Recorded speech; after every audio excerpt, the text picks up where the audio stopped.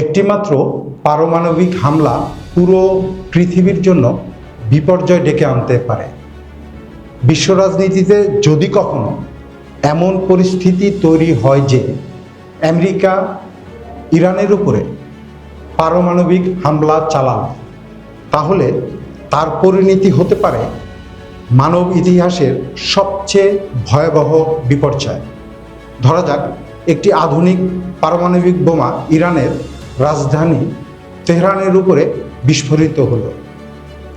বিস্ফোরণের সাথে সাথে তাপমাত্রা পৌঁছে যেতে পারে সূর্যের তাপমাত্রার কাছাকাছি। ফলে আশেপাশে থাকা মানুষ, গাছপালা কিংবা প্রাণীর টিকে থাকার কোনো সুযোগই থাকবে না। ধারণা করা হচ্ছে প্রথম আঘাতেই 10 থেকে 15 কোটি মানুষ প্রাণ হারাবে। তবে তারা যে শুধু মারাই যাবে না, বরং বোমার তীব্র তাপে মানুষের শরীর মুহূর্তে বাষ্প হয়ে মিশে যাবে বাতাসে। আর যারা তাৎক্ষণিকভাবে মারা যাবে না, তাদের জীবন হবে আরও ভয়াবহ।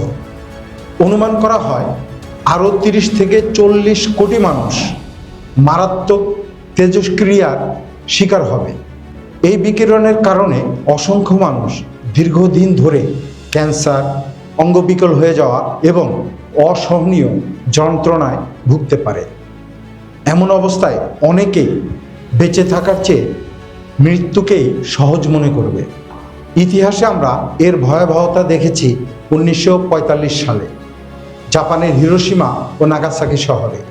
বর্তমানের আধুনিক পারমাণবিক অস্ত্র সেই সময়ের বোমার তুলনায় অনেক বেশি শক্তিশালী, কখনো কখনো 100 বা 1000 গুণ বেশি। পারমাণবিক যুদ্ধ কখনো ধীরে ধীরে বাড়ে না। একবার শুরু হলে প্রতিটি পক্ষ তার সবচেয়ে বড় এবং ব্যাপক ক্ষতি সাধনকারী অস্ত্রটি সবার আগে নিক্ষেপ করবে। কারণ সবাই জানে, শত্রু যদি বেঁচে যায় তাহলে সে ছাড়বে না। কেননা প্রতিটি পক্ষ টিকে থাকার সুযোগ দিলে পাল্টা আঘাত আসার আশঙ্কা থাকে। বিশেষজ্ঞরা বলেছেন, এমন একটি সংঘর্ষ আবার শুরু হলে তার প্রভাব শুধু ইরান বা একটি অঞ্চলের মধ্যেই সীমাবদ্ধ থাকবে না, এর ছায়া পড়তে পারে পুরো পৃথিবীর উপর। এই সময় পৃথিবীর তাপমাত্রা কমে যাবে, বৃষ্টি কমে যাবে, ফসল উৎপাদন মারাত্মকভাবে ক্ষতিগ্রস্ত হবে। দেখা যাবে বৈশ্বিক খাদ্য সংকট এবং দীর্ঘমেয়াদী পরিবেশ বিপর্যয়। পরিবেশ, খাদ্য ব্যবস্থা, মানুষের জীবন সব কিছুই পড়তে পারে এক অনিশ্চিত ভবিষ্যতের মুখে।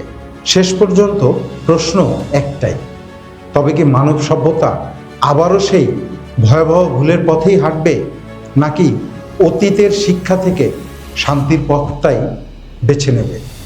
কারণ একটি সিদ্ধান্ত নির্ধারণ করবে আমাদের আগামীর ভবিষ্যৎ।